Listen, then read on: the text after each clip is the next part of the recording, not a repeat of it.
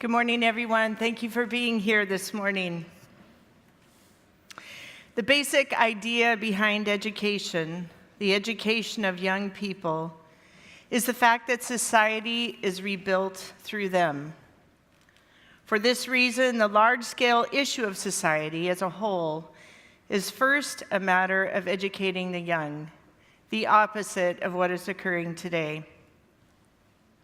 Our main issue in all of our discussions and education is how to educate ourselves, what makes an education, and how it is carried out, an education that is true, that is, which corresponds to humanity.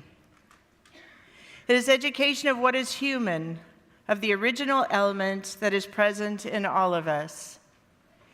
Each of us manifests this element differently, even if the heart is always essentially and fundamentally the same.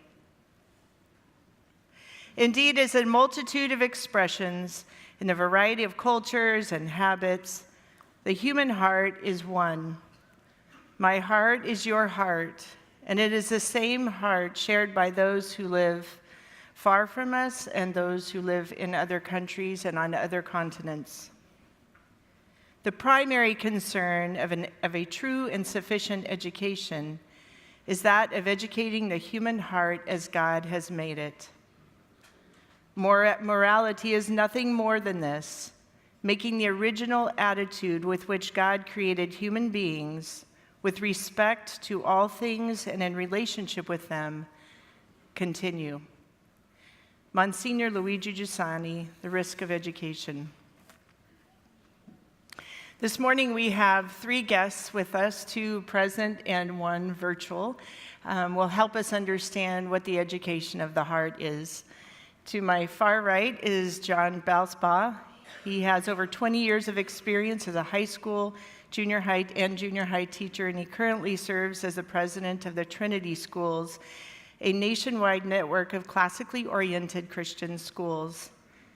Before taking over as president, he served as a headmaster of Trinity School in River Ridge, designed Trinity School's poetry curriculum, and worked extensively in teacher training. Mr. Balsbaugh received his master's degree in English from the University of St. Thomas, studying the theological aesthetics of Hans Urs von Balthasar. He has published on C.S. Lewis and is currently serving as the editor-in-chief of Veritas, an online journal of education. To my right, immediate right, I don't know if he needs introduction, Archbishop Pierre has been with us all weekend, which has been like an amazing joy. But anyway, Archbishop Christophe Pierre was born 2 weeks ago. It was his birthday. He was born in France. He was ordained a priest in 1970. After having completed his studies at the Pontifical Ecclesial Academy in Rome, he was appointed to the Pontifical Representative of New Zealand and the Pacific Islands. Subsequently, he served in Mozambique, Zimbabwe, Cuba, Brazil, and at the Permanent Mission of the Holy See in the United Nations in Geneva. He has been appointed the Papal Nuncio in Haiti, Uganda, Mexico, and now here in the United States. And he lives in Washington, D.C. And you can find more about our 2 speakers in the program. Our third guest is Dr. Stanley Hauerwas, Emeritus Professor of Divinity and Law at Duke's Divinity School. And we will hear his intervention first.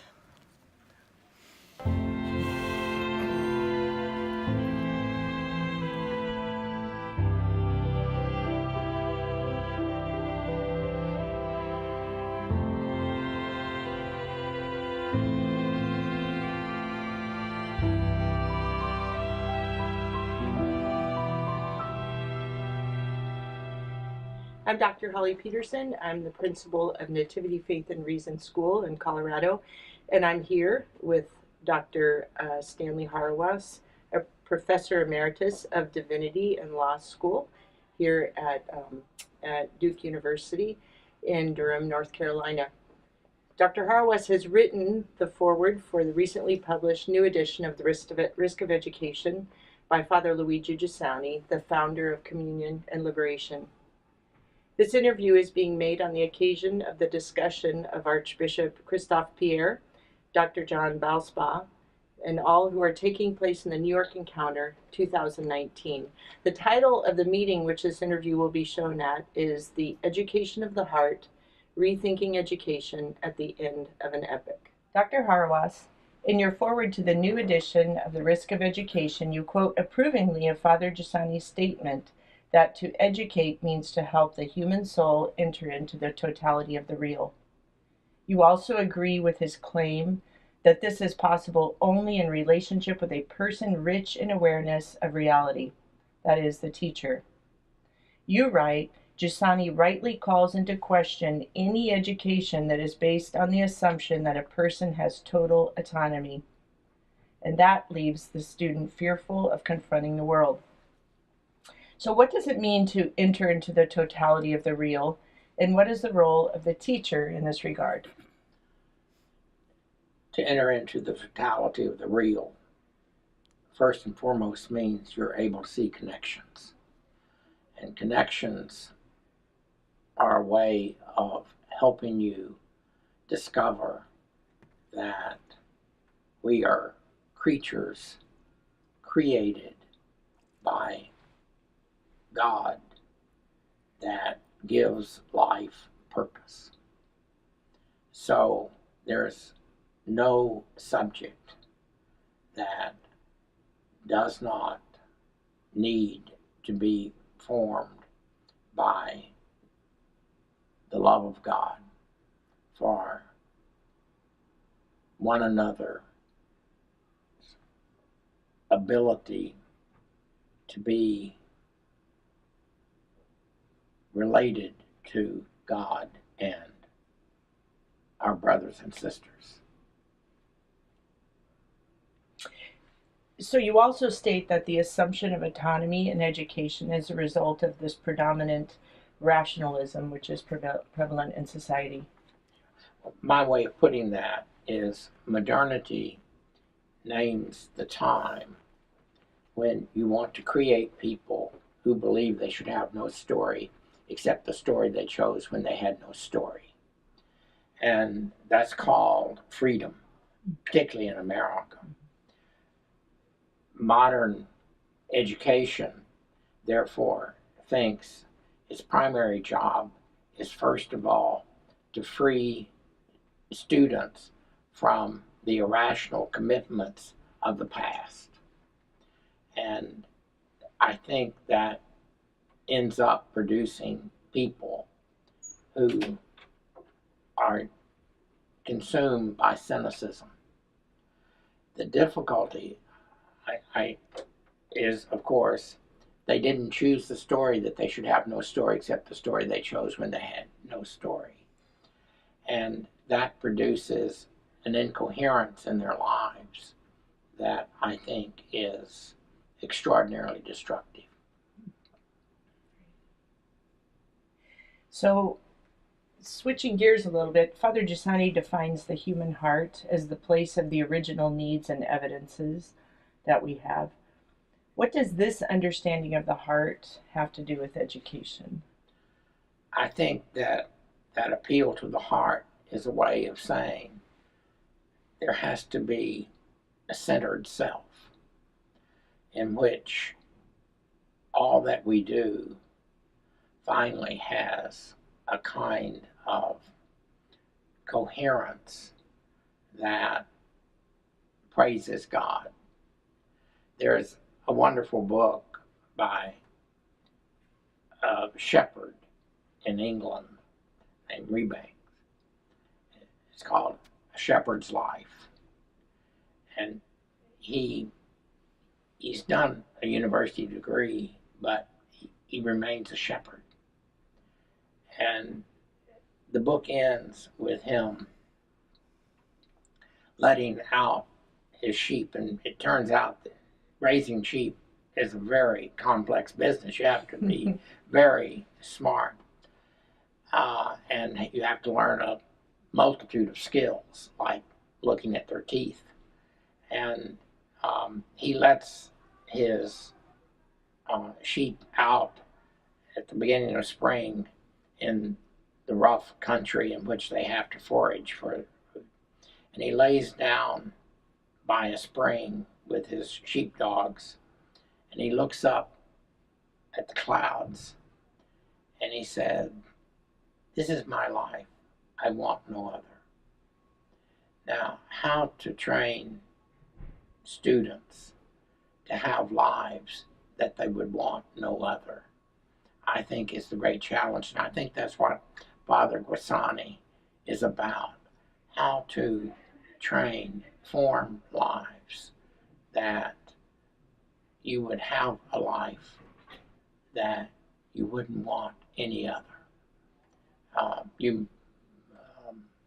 I just think that is such a challenge today, that people who become consumers of their own lives turn out not to have lives that they're happy with.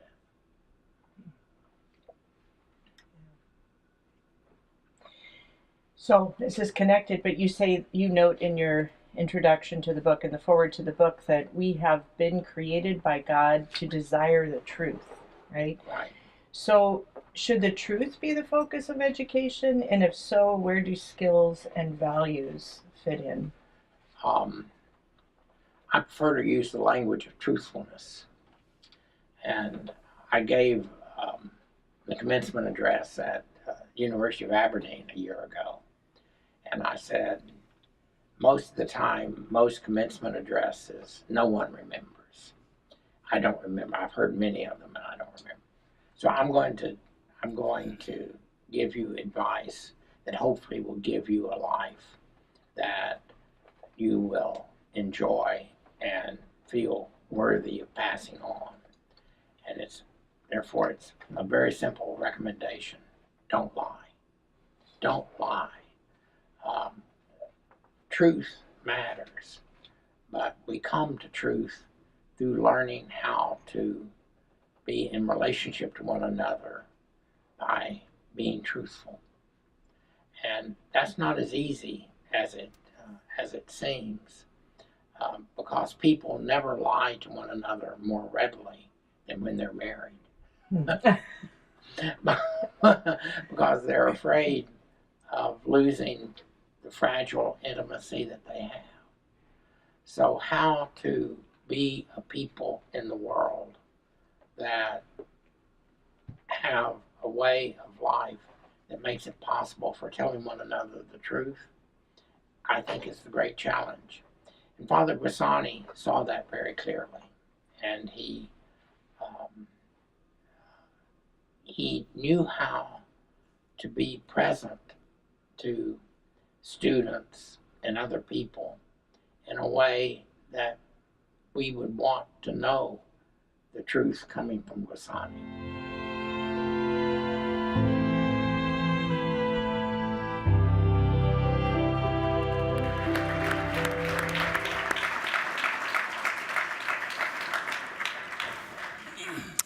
So I have a question for both of you to start off, and John will have you go first. So Dr. Hauerwas, in his video, he notes that the education of the heart, which Guasani says is the locus of our primary needs. This is the place where my I is my I, right? And so this education creates a centered self. That's what Dr. Hauerwas said. So from your perspective as an educator and Archbishop as a pastor, how does education cultivate the heart? How does it help the heart to flourish? You know, I think that there's a really important distinction there between the centered self in the way that Dr. Hauerwas is talking about it and what he warned against and what I think it's easy to confuse that with, which is an independent self. The first, to be centered in total reality, and the second, to try and find a way to be centered entirely within yourself, autonomous, free, and unmoved. And the first of those is a noble human goal. The second, probably a dangerous path to spiritual isolation. So I really think another way to ask this question would be, what can education do to help people choose that first path over the second. And I think it has to start with the aim of education. And I think we have to have an aim of education that is what Jacques Maritain called human awakening. So not SAT scores, not college placement, not even graduation rates and literacy, as important as those latter two are, but human awakening to reality. Now, once as educators we have that aim and adopt it, there's actually a fairly simple method for carrying it out. Now, I say simple because it is, but it's also one of those simple arts that takes a lifetime to master. And that is to never give an explanation to a student unless they have first encountered the reality that you are explaining. So I'll give an example. For more years than I can remember, I taught 8th grade boys literature and composition. And that meant that in the cycle of my life, come springtime, it was my job to teach these young 13, 14-year-old boys the fine art of poetry. And in the early years, I cannot remember what I did to introduce the topic, but I remember that it was frustrating and unproductive. And I came away thinking they have no aptitude or even instinct for poetry in the way I will appreciate it, and I'm sure they felt that. But then one year I realized, well, they don't know why a poet would write a poem. They've not had an encounter with the world that raises that poetic urge in them. So I said, all right, boys, get up, we're gonna go outside. And this was when I was teaching in Minnesota, and one of the things that also corresponded with the spring was the great thaw. And surprisingly, at least for someone who did not grow up on the tundra, beneath that layer of snow and ice was an almost perfectly preserved layer of fall leaves. Some of them were even still crunchy, like they'd just fallen off the tree. So I said, all right, guys, I want you to pick up a handful of those leaves, and I want you to roll them around in your hand until they're nice and crushed, and then I want you to put them to your nose and inhale gently, and smell that. Okay, the first year I didn't add gently. Later, later iterations added gently. But just smell that. And then after a moment, I asked them, okay, now where did that take you? What did it remind you of?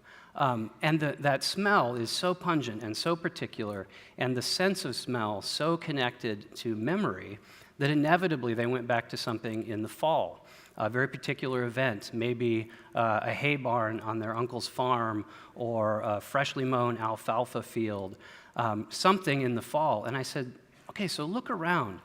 The buds are on the trees. The birds have come back. The grass is greening. But you hold in your hand a memory of the fall. What do you make of that?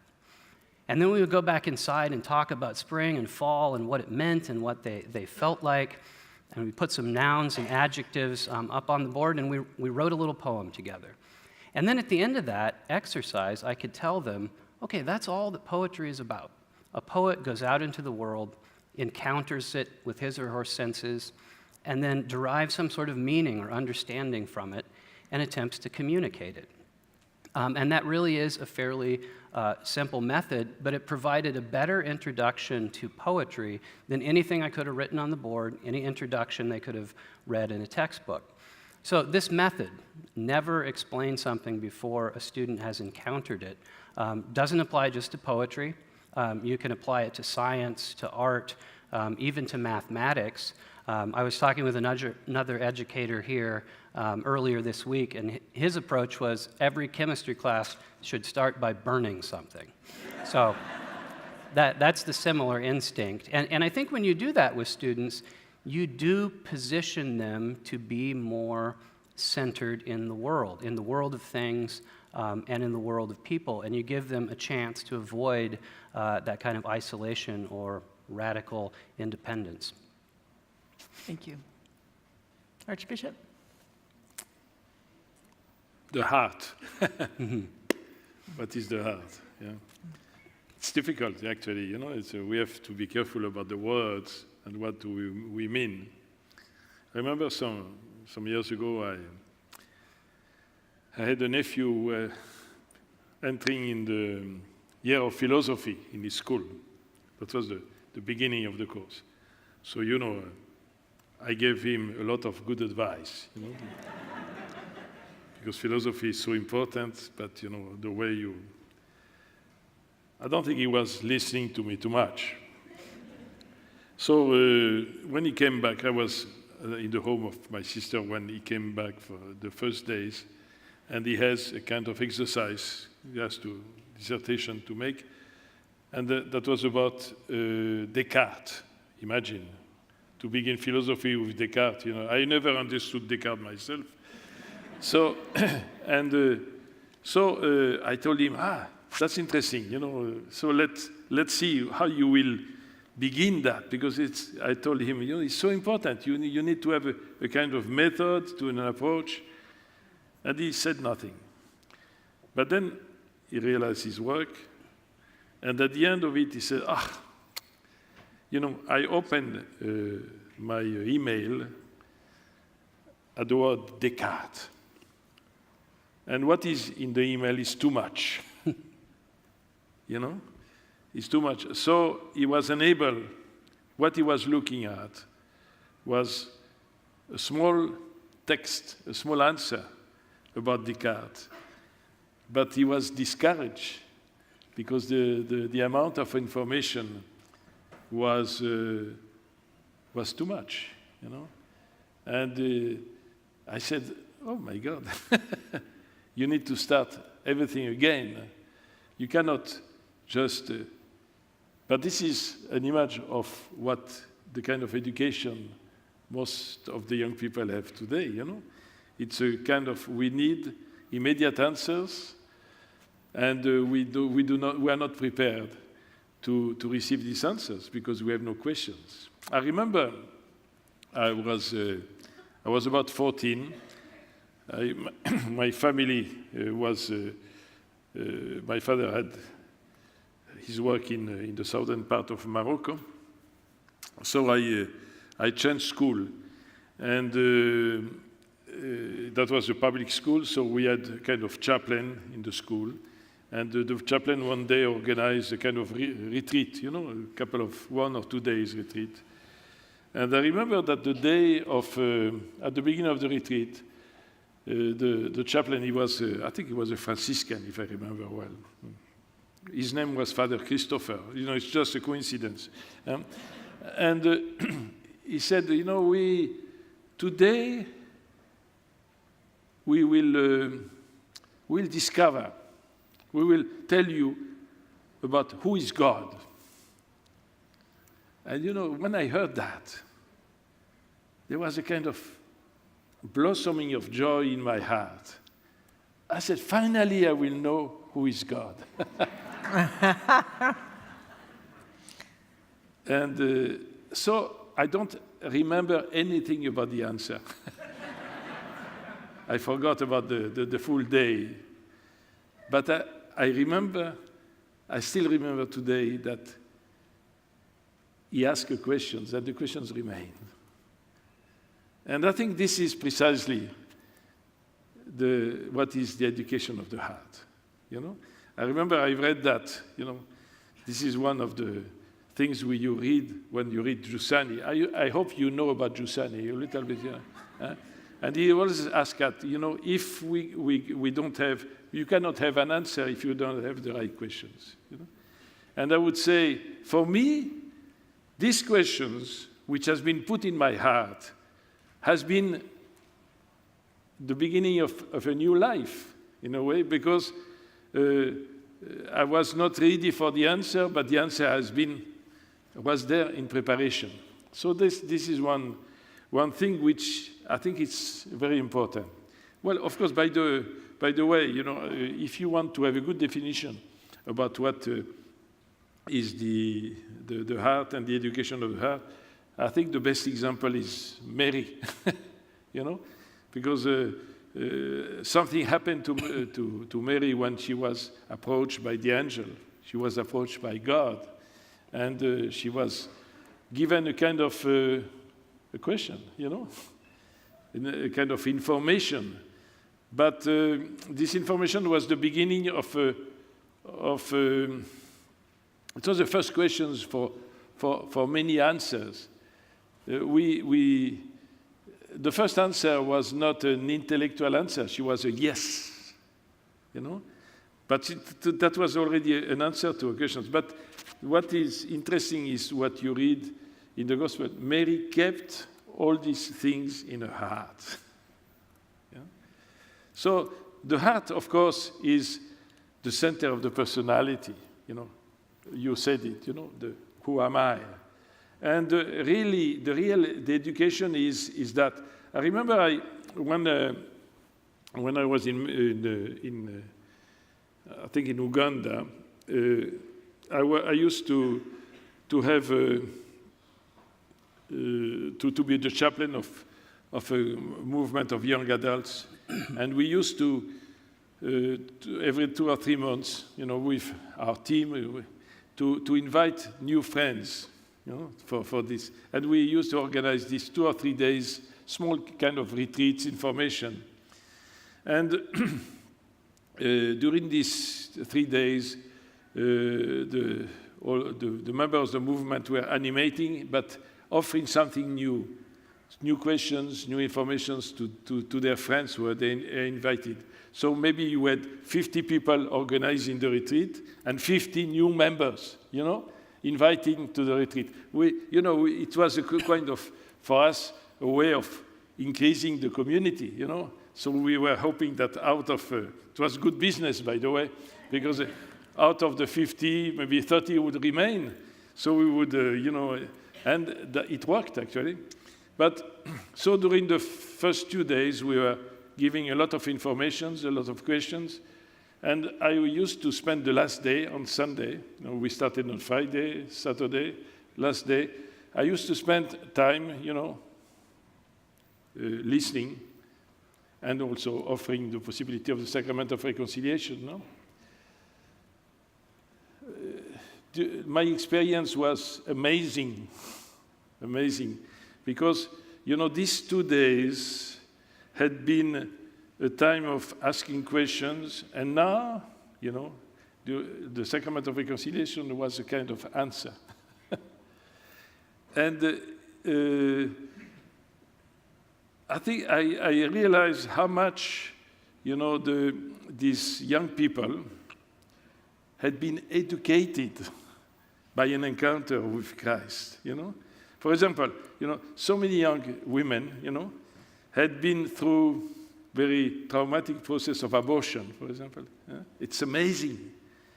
And had never realized that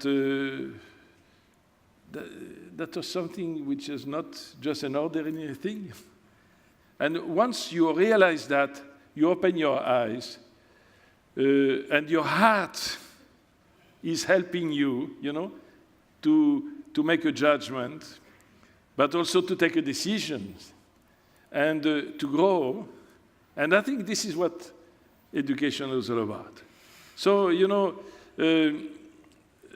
maybe I will take another example, because I think we really need ourselves to see how it works in our own life, so that we may communicate with others, And because this is what education is all about, by the way, The education, the act of education I have is here a very experimented professor, a master. I prefer the word master than professor, because the master is le maître, the person who is actually inspiring, asking, conducing, helping another person to. And we need that. We need our parents. The father, the mother are the first educators, but they are the first educators when they help you precisely to discover who you are and to grow, to realize what you are yourself. So I remember when, I think I've lost my but the master is that.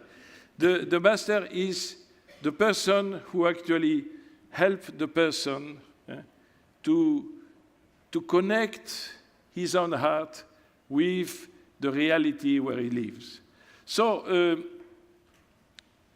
in order to do so, you also need some person to connect you with your background, your history, and the history of not only your personal history, but the history of your family, the history of your culture, the history of your country. So this is also something we actually need to be connected with your environment, but also to realize that you are there, and you are invited to grow from the place where you are.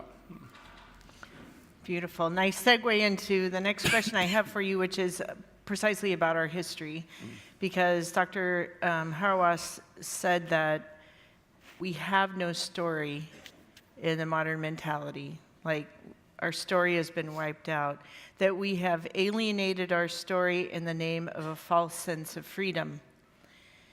And that this disconnect, he said, between us and our history is ultimately a disconnect between us and God. So can you help us understand how our story is valued, and knowing not only our heart and education of our heart, but also in knowing God? You go. I think this is to you. Archbishop will ask you this one. You know, I think this is so important. I was talking about, and I think this is something which Father Giussani is helping us to understand, in the risk of education. There is no education if we are not introduced, if we are not introduced in the reality, And the problem is that in today's world, and I think this is also maybe the limit of the kind of education which is usually given, we are actually not introduced into the reality as in its complexity. We speak about it in its mystery, And I think if we are introduce a reality in order to dominate it, to use it, to exploit it, so that we don't know the reality. I think we use it. We use it, but we are not. So basically, I think what we need is really, and education is that, we need really to be introduced by somebody. Mm-hmm. So what's our personal history have to do with our heart? Well, because, first and foremost, I think we heard that also from the witness we had before. We are not born out of nothing. We come from somebody. Our life is a gift.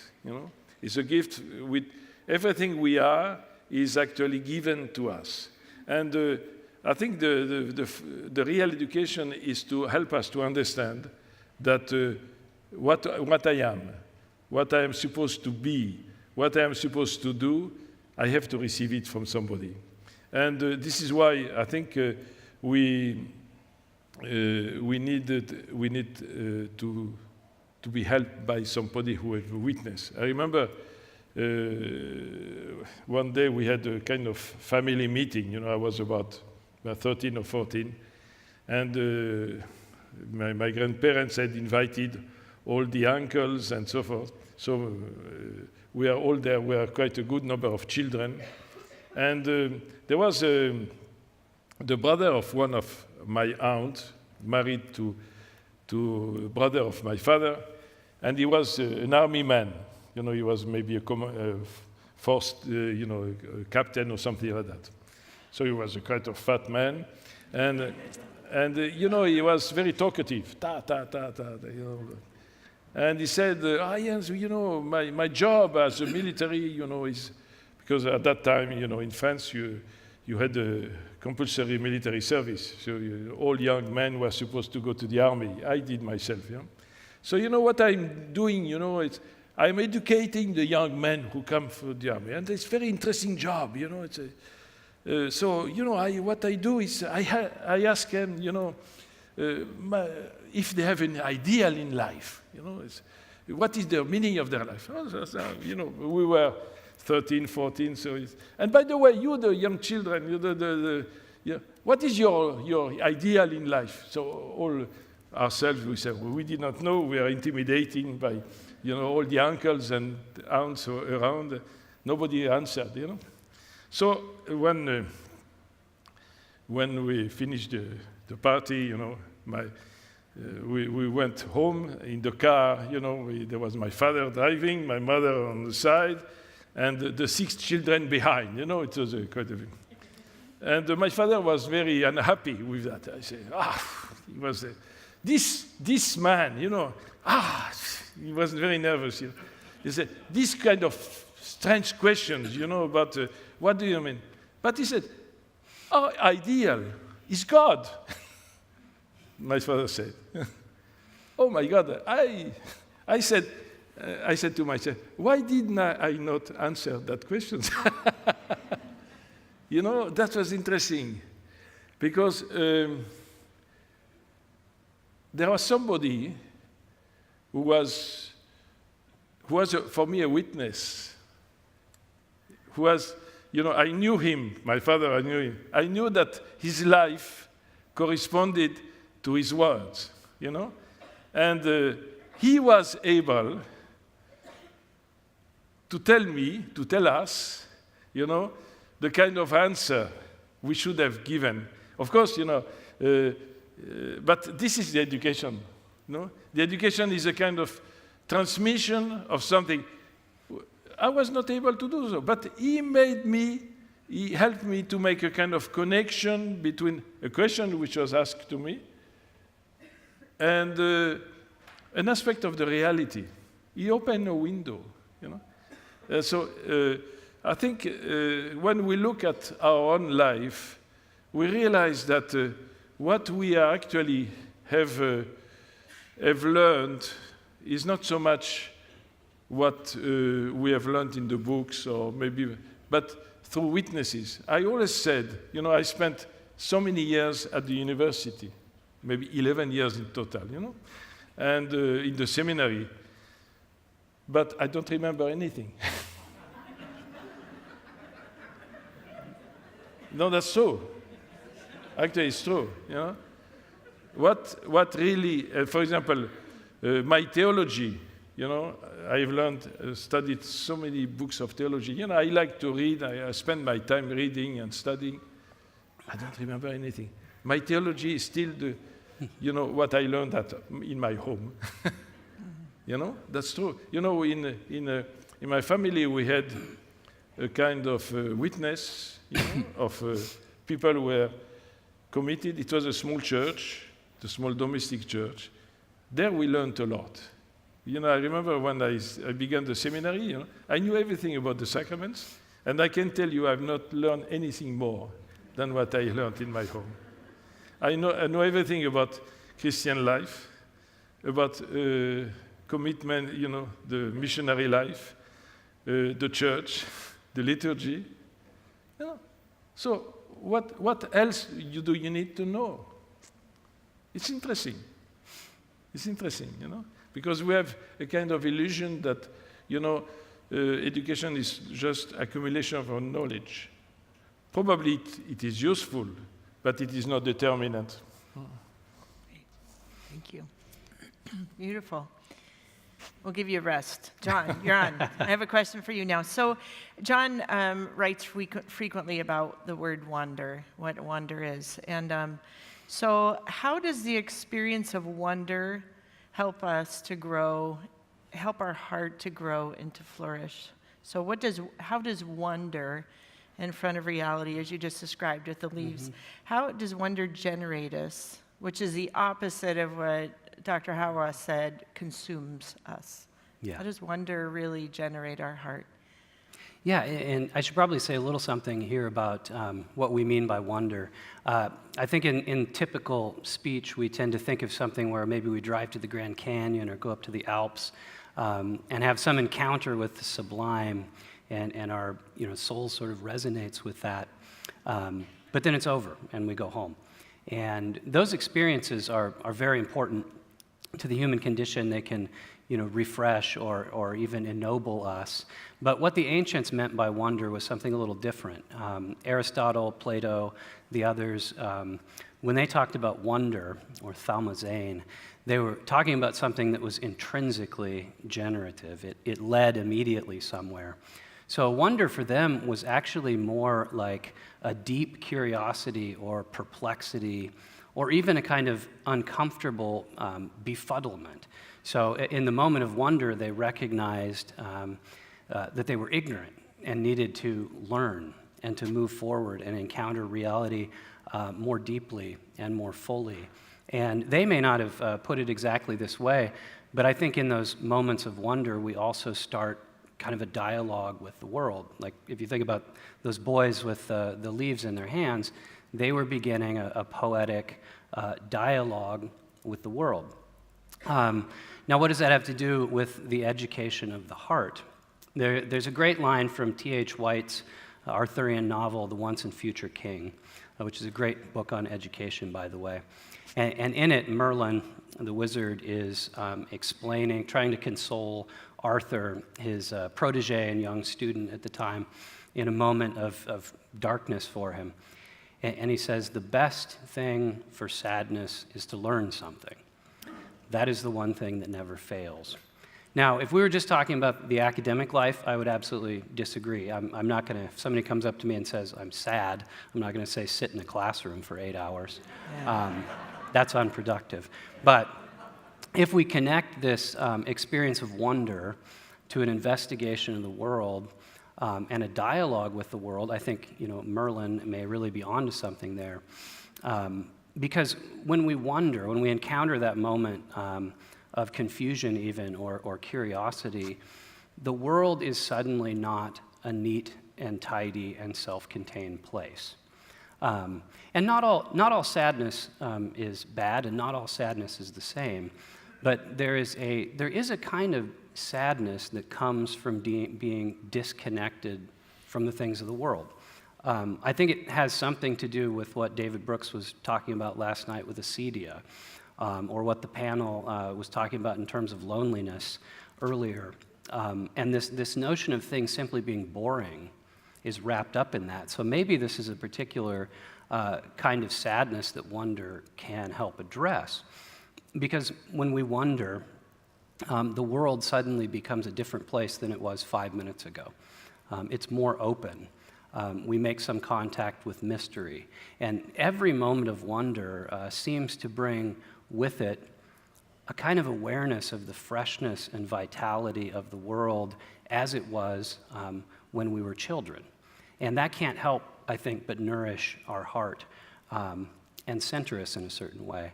And I'll say one other thing for wonder, and that is its connection to friendship. C.S. Lewis wrote in The Four Loves somewhat famously about what it took to make a transition from being mere companions to being genuine friends. And he said that happened when two or more people realized that something that was deep in their heart, either a unique delight or a unique burden, was shared by another person. So the actual moment of friendship began when two or more people said, "What? You too? I thought I was the only one."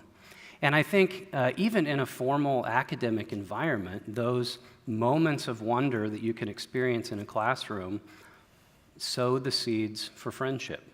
Maybe at first the classroom or a little group of friends becomes a community of learners, but eventually that becomes community in another way as well. And some of my former students were here, and I wanted to make sure this was true. So I asked them, I said, is this your experience of wonder, because we speak that language in our school, did it make you better friends? And they paused for a moment and said, yeah, absolutely. We became friends through those kinds of encounters. Now, somewhat comically, they also reminded me that there's a flip side to this. Like if you discover in a burgeoning friendship or a relationship, if you suddenly find out that that person does not share a delight for something that is dear to you, it almost becomes an obstacle to friendship. So if I find out somebody absolutely hates Bob Dylan, I'm not sure we can continue here. Like where can we go from that ground? But At any rate, yeah, experiences of wonder, I think they both shape the soul in a certain nourishing way, and they lay the seeds for friendship that really does address this fundamental need of loneliness or boredom. I have just a follow-up question to that. So the Archbishop just talked about the importance of a witness, right? So what's the role of the teacher in this evoking wonder and thinking about the role of the teacher as a witness? How does a teacher grow in wonder? Well, I think a teacher absolutely has to be, above all else, a witness to these things. I mean, a teacher has to bear witness to a love of the world, and in particular, a love of not just their subject, because frankly, nobody really should love a subject. Your love should be directed to the reality that lies beneath the subject. So I really don't think anyone should love teaching chemistry, but they should love chemical interactions and then wish to share that love with other people. So the act of bearing witness is, I think, just pretty fundamental to being a teacher. More important than any technique or anything we could point to about how to teach.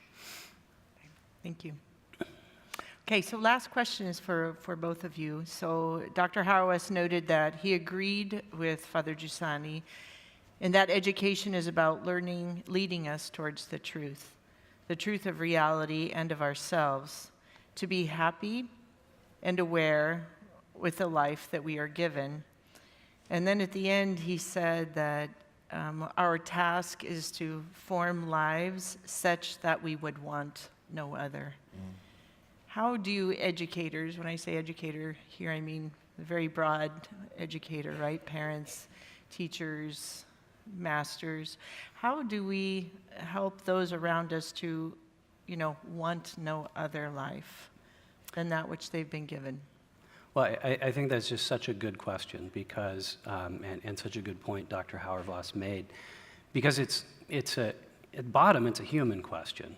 It's there in the stories of Adam and Eve and Cain and Abel and Abraham and Lot, and it seems to be with us really from the cradle to the grave. How do I want the life that I have and not another? And on the other hand, it does seem to be that this is something of an urgent question in our time. It does seem that some of these things we're talking about this weekend, education at the end of an epoch, how to find something to start from, is at least wrapped up in this question of how to love the lives that we have. And it does seem particularly acute for our young people and for the next generation who have inherited whatever it is that we've passed on to them. And I think education, even formal education, does have a role to play. And some of the things we've talked about this morning, having a sense of your story, having a sense of being connected, having a sense of wonder in the world, and developing friendships, I think those do make you like your life a little better than you otherwise would. But I would add to them, the last thing I would add is there has to come a time in the education of the heart when the heart turns outward and develops a habit of active love. And one of my favorite poems is Love Calls Us to the Things of This World by Richard Wilbur. He's an American poet. And in the poem, the poet wakes up in the morning, he's in Rome, that biographically, wakes up in the morning to the cry of pulleys, and the laundry's being put up on the wash, and he looks out the window and sees the blouses and the bed sheets and the smocks passing by, and for a moment he mistakes them for angels, for celestial beings, and he has a moment of rapture. But then, as always happens in these moments, reality begins to come back in rather quickly, and he remembers his embodied existence, and he remembers everything he's about to have to do in the day, and the poem says his soul cries out, "Let there be nothing on earth but laundry, nothing but rosy hands in the rising steam and clear dances done in the sight of heaven."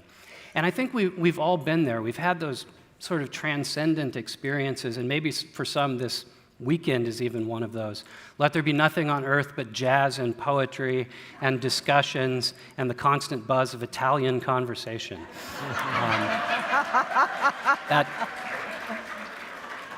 Maybe for some of us that is that kind of moment. And in a certain sense, I think these moments are great because they may just be a recognition that, look, we all long for a time when all will be well. But there's another side of that that's a little darker if we cannot accept back the waking world and ordinary life and the duties in front of us. And I think that also is a role of the educator.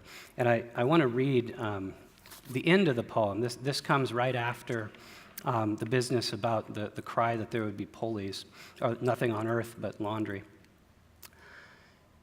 Yet, as the sun acknowledges with a warm look the world's hunks and colors, the soul descends once more in bitter love to accept the waking body, saying now in a changed voice as the man yawns and rises, "Bring them down from their ruddy gallows.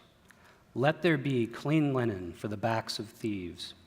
Let lovers go fresh and sweet to be undone, and the heaviest nuns walk in a pure floating of dark habits, keeping their difficult balance."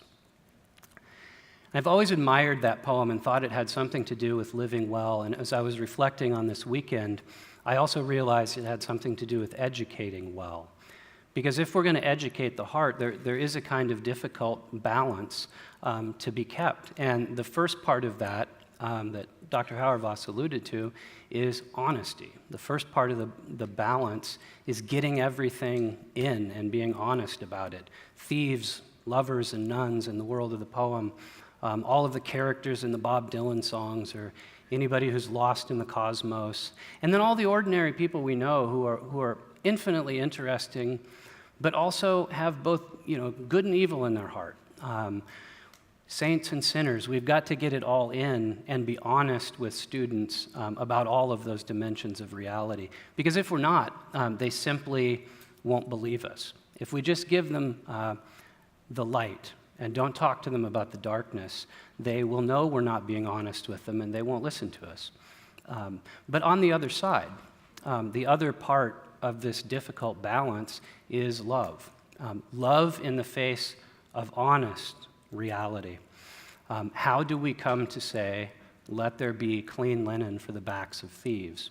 Now, you can imagine, as I have been meditating on this ahead of the weekend, to show up and see the work of epoch was just very powerful in that first night's opening. What a testimony to let there be clean linen for the backs of thieves. And that somehow in what we do as educators with young people, we have to help them keep that difficult balance.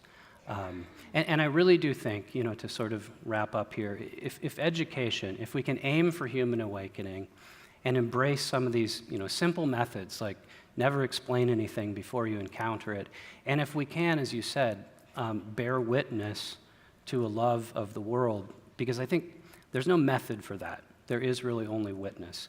And if we can bear witness to our students that we love the world, we love the reality beneath our subjects, we love them, and ultimately the love of God surrounds that all, education can be really a powerful something to start from. Thank you. Archbishop?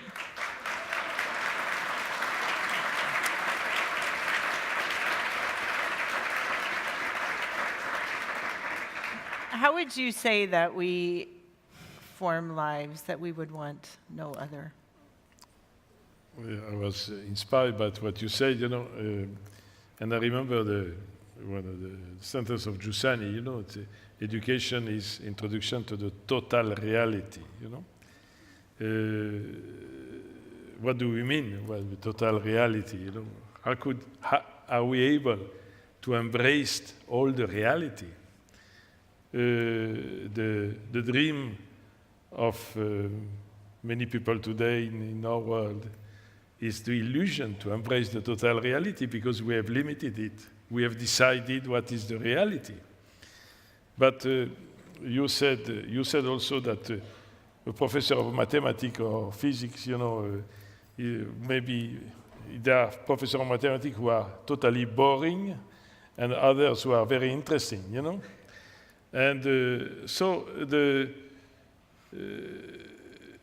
real education is introduction to the reality in view of its totality. So that there is a way of teaching, educating people, said you have to do that. This is moralism, which can go to fundamentalism, and saying that's it. There is another way of educating, saying that, this is part of the reality. But this reality is much bigger than what you are. We heard when they spoke about the universe yesterday, we were excited. Because, there is a kind of sense of mystery in the reality, which is much above yourself. And this is a real education. So everything which being object of education can be really limited, and this is not education anymore, or open to the mystery.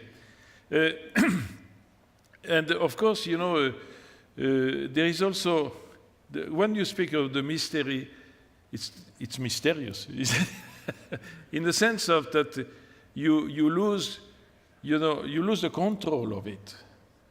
But you are also led to think that the reality is not what you control. You are actually controlled by the reality, and you transform the education, whatever, because you are a witness of this reality which is bigger than yourself.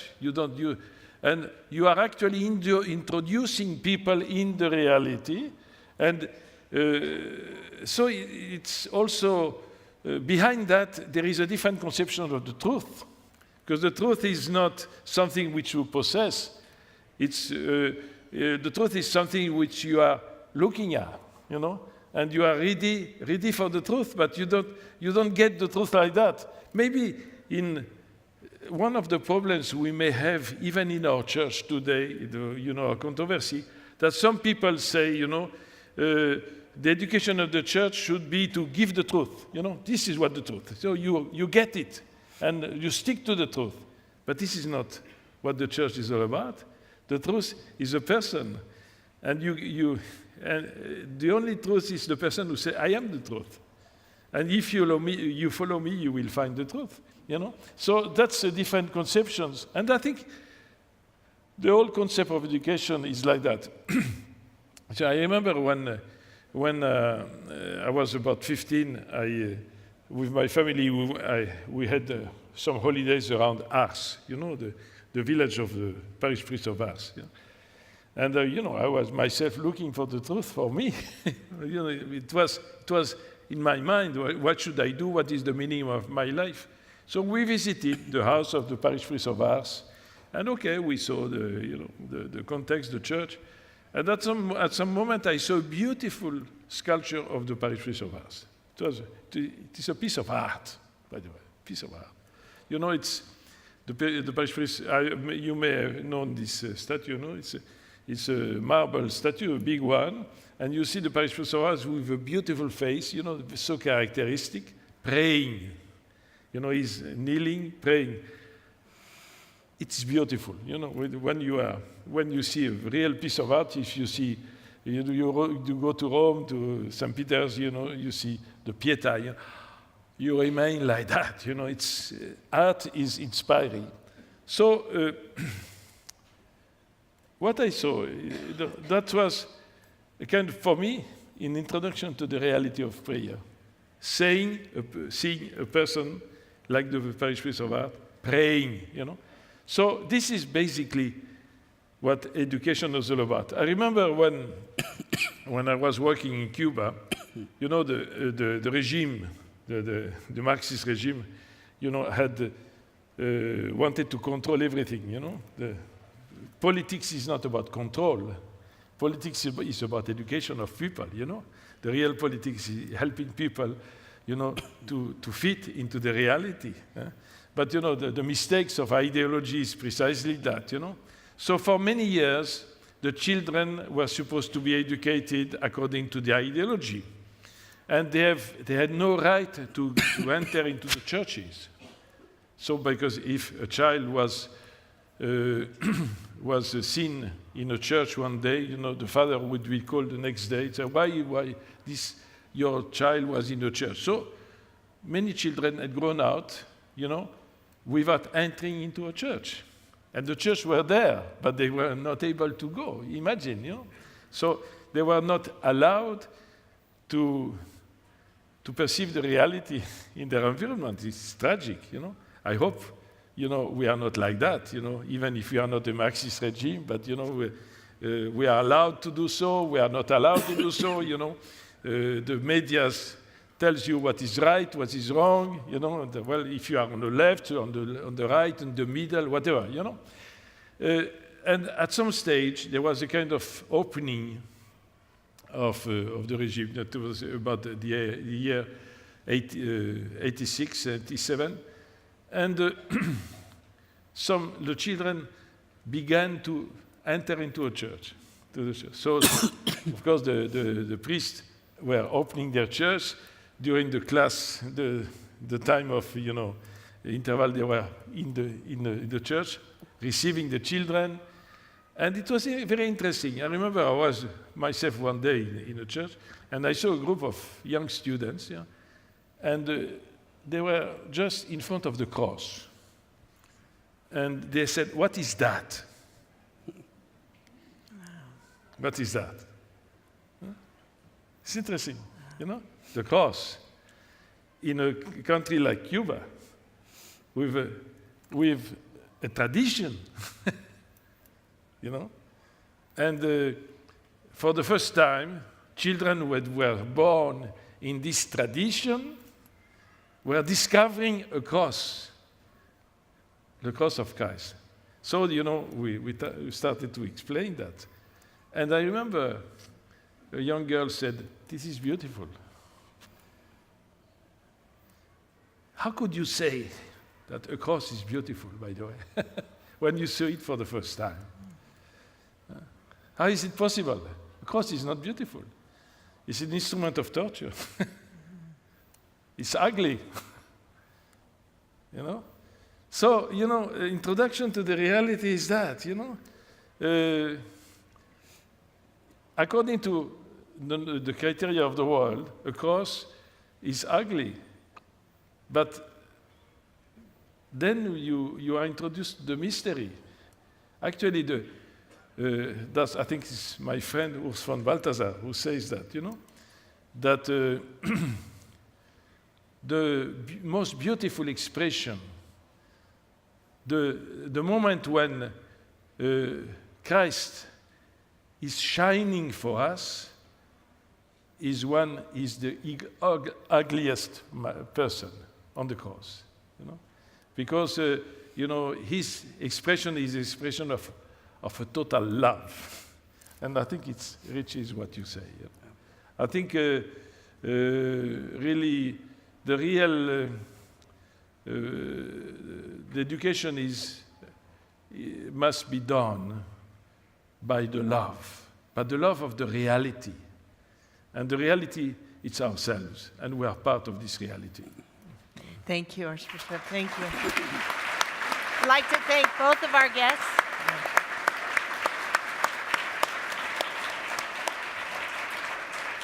Unfortunately, we're out of time. I'd like to thank both of our guests for being here, and obviously Dr. Hauerwas, who wasn't able to be here with us, and you all for coming.